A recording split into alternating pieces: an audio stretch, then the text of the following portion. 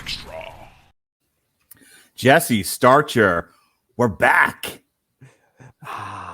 It's so good, Mark Radulich, to be right here for the Metal Hammer of Doom Extra. It's and what been are we long. celebrating? I know, dude. What are we celebrating? Something brought us out of the woodwork to do a Metal Hammer of Doom Extra. Tell me about it. It's the day before St. Patrick. Well, it's 2 weeks before St. Patrick's Day, depending on when you're listening to this. But we are doing this because I got to go back. I got to tell the story. Don't rush me. Don't rush me now. No, I won't rush you. We used to do the Metal Hammer of Doom Extra. Actually, I'll show you how the sausage was made. Jesse Starcher and I would spend like 3 hours recording like 3 months of Metal Hammer of Doom Extras. Yeah. And there was a period where we Sunday mornings. One. Yeah, I used to love those Sundays. Well, there was a period where we would just do like one each day leading up to the Wednesday where we did Metal Hammer of Doom. So they would start dropping Monday, Tuesday, Wednesday. It was one video a day. And there was a period where we only did one. Right. Like I think we started with 3, and then eventually you were like, F this. Well, we scaled back, number one, because we were, it is a lot of work to get these done. Mm-hmm. But the other thing is like, man, we would be struggling sometimes when we'd be looking for video content. Like, oh, wow, okay, here's another guy standing in front of a concert or a venue, and everybody's, was it a pot of burning body where we were just like, I'm done with this. I'm tired of watching the camera just swirl around the band standing around the drummer. Right. In a warehouse. You can only say so much about these things. We would just start cracking each other up and like making jokes. I will tell you, if you've never heard of Metal Hammer of Doom Extra, like you tuned into W2M well after we started doing video, and so you not heard a lot of our just strictly audio content, because this was pre pandemic when we were doing this, because we quit. Well, we quit when you had to go be essential, and that was as the lockdown was happening. Yeah. So now we're this is 2022. That was March of 2020. Right. Was when that all happens. But we had been doing it for a few years prior to that. And I'll tell you, for all the 16 years I think that I have been podcasting, those were some of the funniest shows we ever did. And they were only like 2 or 3 minute clips that we were doing. It was, we weren't on camera. You would do a little thumbnail of the video, and then it was Beavis and Butthead as Marty McFly and Doc Brown. Yeah, we've got over 100 videos of us.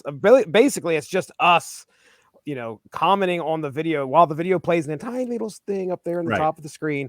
And but we've got well over 100 of those, man. Yeah. Well over. My intention is to one day re-release them as like just an hour-long volume 1, volume 2 until we've gone through them all in audio format, because I don't think I can reproduce the videos on this channel, and I don't know if I want to.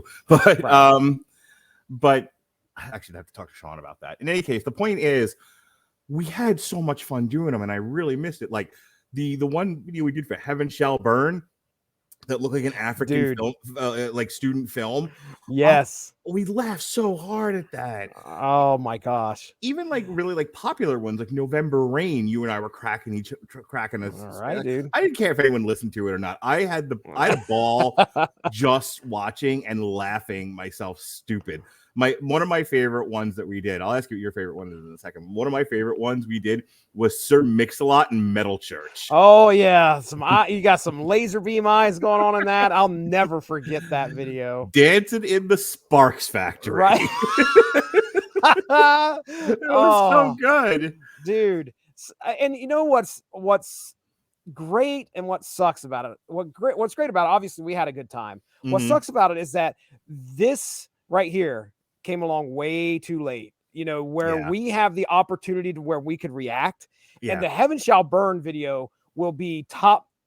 Every time I just watch and listen to us commentate about what's happening. You know how many times I've gone back and listened to that one and the Sir Mix-a-Lot Metal Church one, because I could hear myself crying. I'm laughing. Yeah, so I hard. am crying. I can't believe what's going on. I mean, you see the monkey throw a rock at a helicopter, and you can't believe that this is something that's actually unfolding in front of you. Good times, Jesse Starcher. Let me tell you.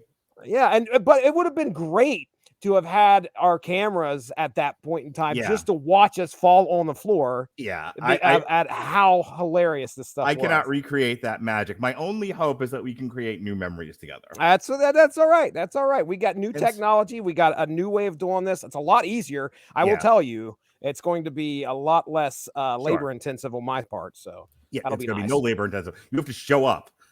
I like it. That's it. That's all you have to do. I like it. So the intention is to do these. We used to, like I said, we used to drop them either same day or like 2 or 3 days before, depending on what era we were doing the Metal Hammer of Doom extras. My intention now, starting with this one and then continuing with Sabaton in a few weeks, we're going to skip a Legion and we're going to do this one for when the excuse me. We're going to do this one for when the House of Pain show airs the day before St. Patrick's Day. And then the next one will be Sabaton, and these will be, and then we'll get into a flow where they're the week prior. Okay. And then the video will be put in the page with the player for the audio, the hour-long or so audio review hour. Okay. We're like 2 hours on that show. Our Metal Hammer of Dooms go longer than necessary. But like the album is 45 minutes. We talk for 2 hours. Yeah. All great and relative content. Yes. So anyway, so you'll have the full review of whatever album that we're doing, and then whatever video reaction we're going to do. We're only going to do one video reaction per album. That's the plan, and we're going to start with this House of Pain. And as you can see on the graphic behind us, we're doing the Butch Vig mix of Shamrocks and Shenanigans, originally from House of Pain, Fine Malt lyrics from 1992. Now, this single, Jesse, came out in 1992, and it's a song written by House of Pain through Tommy Boy Records, and it's a single from their debut solo album, Fine Malt Lyrics. So all of that. Its peak position on the Netherlands Dutch Top 40 was 21. The Netherlands single top 139, New Zealand 18, the UK singles 23. In the UK on the dance chart, it actually got all the way to number 5.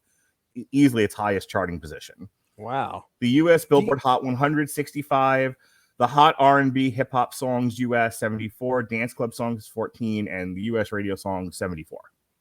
So my question to you, sir, is do you know who Butch Vig is? Have you ever heard of this guy? Yeah, Butch Vig is a producer. That's right. Right. Yeah, so producer of the diamond selling Nirvana album Nevermind. Really?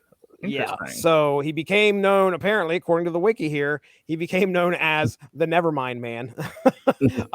So this would have been a little bit. No, this is right after Nevermind drops. Nevermind drops in 91.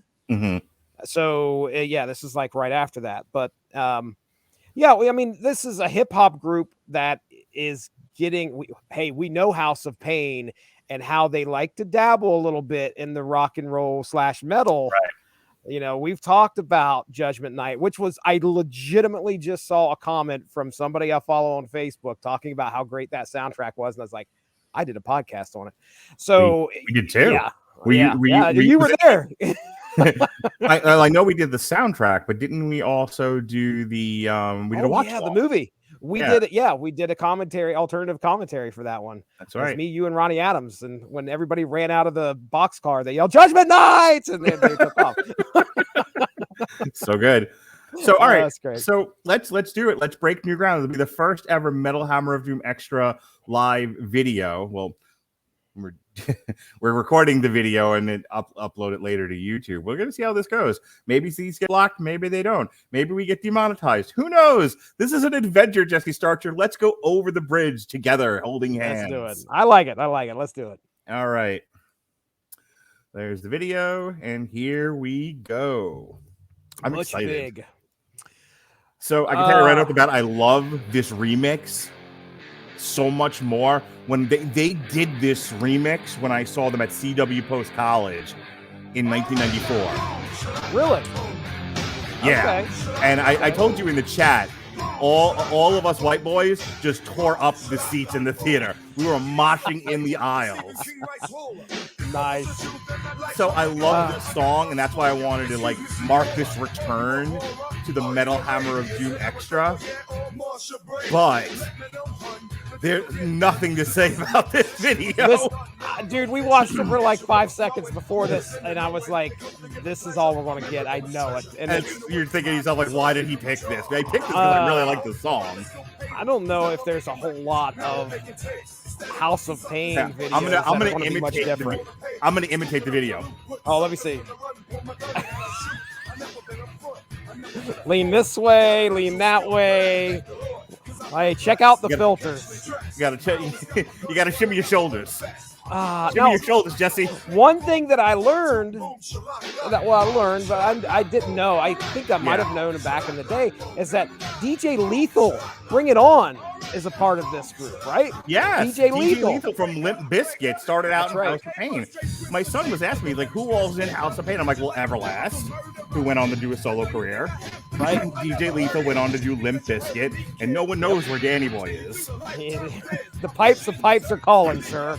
He went home, I think, back to his home planet. All right, then.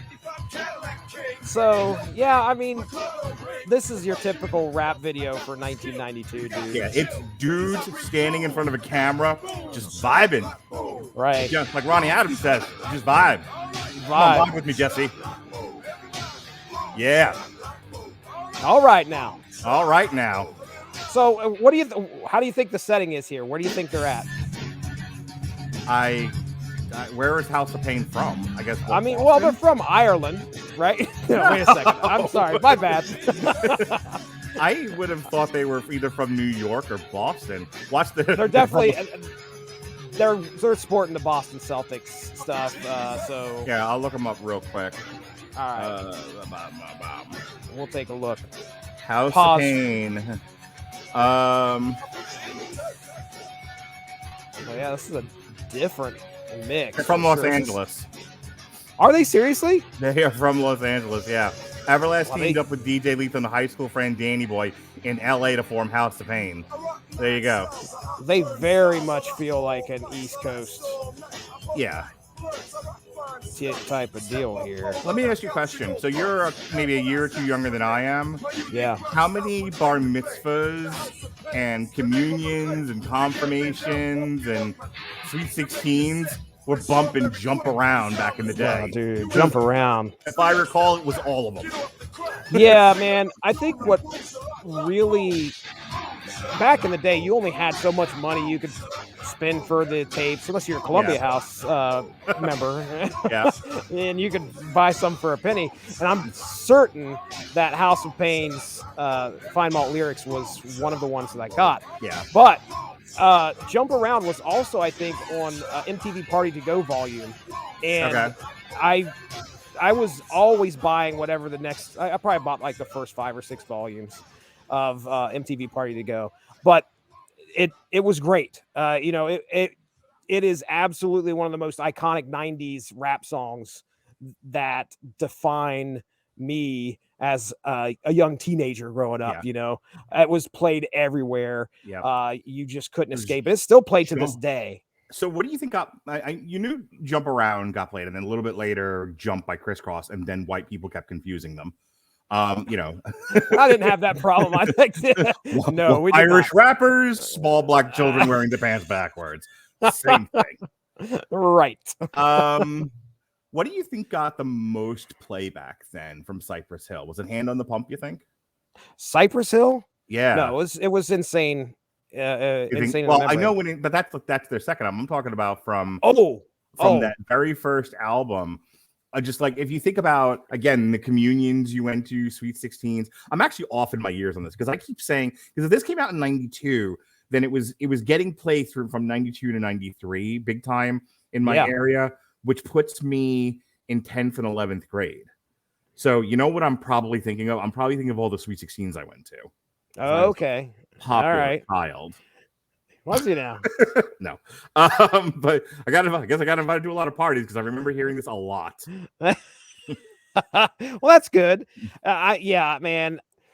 Well, you're talking about that first album from Cypress Hill. I really don't know if I know a whole lot off of that album. I was I was a prime buyer of that second one with Insane in the Brain on it. Black Sunday. All the white people had Black Sunday because of Insane in the Brain. That got like that top was 40 play. Right, dude. But I'm thinking like there were 2 big singles off, if I remember correctly. There were 2 big singles off that first Cypress Hill album. It was Hand on the Pump, and it was How I Could Kill a Man. How I Could Just Kill a Man. Can I tell you how my 8-year-old son loves that song? Oh, really? But he likes the Rage Against the Machine version better. Well, hey, I don't blame him. I love that version. Yeah, he's turned into a little rocker. I'm so happy. All right, Jesse. So what do you think? This was our very first return to the Metal Hammer of Doom Extra. You think it was successful? Oh, hey, we had a good time talking about House of Pain and them being white guys. I did learn something here. I hope everybody else did. They're from Los Angeles, for crying out loud. No idea. I had no clue. Damn right. So, wow, all right, folks. I'm very impressed. All right, so if this goes up when it's supposed to, go ahead and check it out. The actual album review for House of Pain Fine Malt Lyrics will debut Wednesday, March 16th, just after midnight. There'll be a page for it on w2mnet.com. The full player will be available on all your podcatchers. And if you like to watch the player on YouTube for some odd reason, it'll be available here as well. So check out part 1 of our St. Patrick's Day content here on the Radulich and Broadcasting Network. Until then, he's Jesse Starcher. I'm Mark Radulich. Be well, be safe, and behave. Top of the morning, Tim.